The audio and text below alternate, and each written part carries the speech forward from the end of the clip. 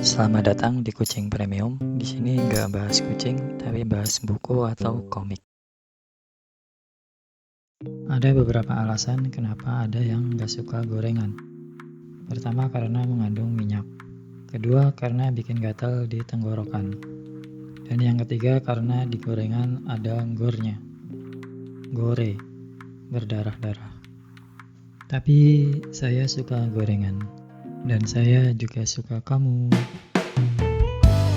Ngomongin gore, buku yang akan saya bahas juga ada muatan gore-nya.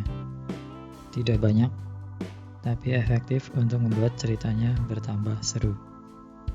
Judulnya Silsilah Duka.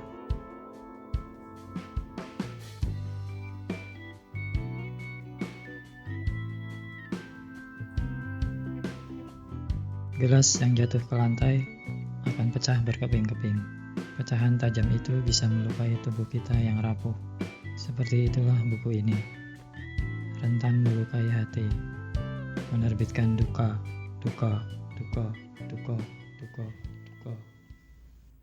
Judul buku ini memang tidak mengkhianati isi cerita.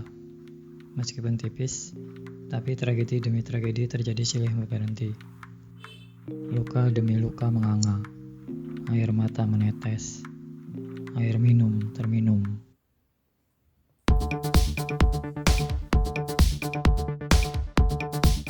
Cover buku ini didominasi oleh warna coklat, biasanya melambangkan kehangatan, berbanding terbalik dengan kisah di dalamnya yang muram.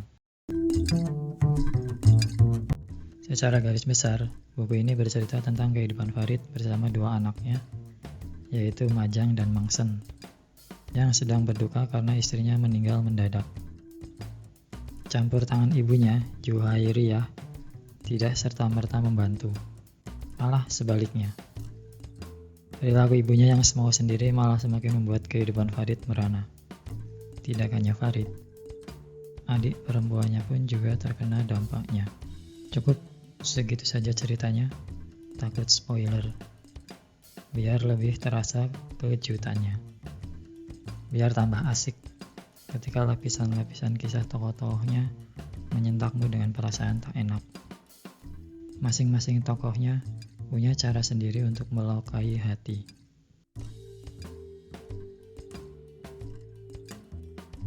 Susah untuk tetap ceria sewaktu membaca buku ini. Sejak kalimat pertama, auranya sudah muram. Dibuka dengan tangisan anak kecil bernama Majang, yang tangisannya akan semakin kencang seiring dengan jenazah ibunya menuju pemakaman.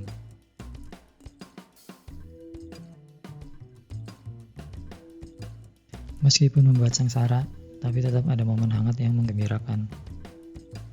Misalnya, interaksi Majang dengan adiknya yaitu Mangsen yang saling mendukung satu sama lain.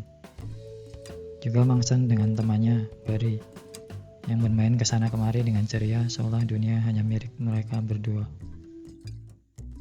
Misteri mengapa istri Farid memutuskan mengakhiri hidupnya jadi salah satu hal yang membuat penasaran.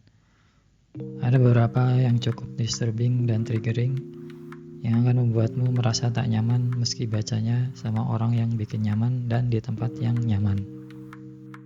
Nuansa mistis yang menggerayangi dengan tipis akan semakin menambah keasikan sewaktu membacanya. Kemudian ditutup dengan ending yang cukup greget sekali. Sebuah ending yang pas, yang sempat membuat saya bengong sebentar.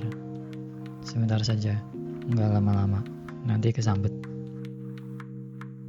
Silsilah Duka ditulis oleh Dwi Ratih Ramadhani, yang ternyata juga menulis Badut Oyen bareng-bareng dengan dua penulis lain. Saya sudah baca Badut Oyen dan udah agak lupa gimana ceritanya, tapi keduanya sama sekali berbeda. Saya lebih suka Silsilah Duka daripada Badut Oyen. Akhirnya saya merekomendasikan buku ini. Kemungkinan besar bakal menghuni daftar buku terbaik yang saya baca tahun ini. Meski demikian, saya bakal pikir-pikir lagi kalau disuruh baca ulang.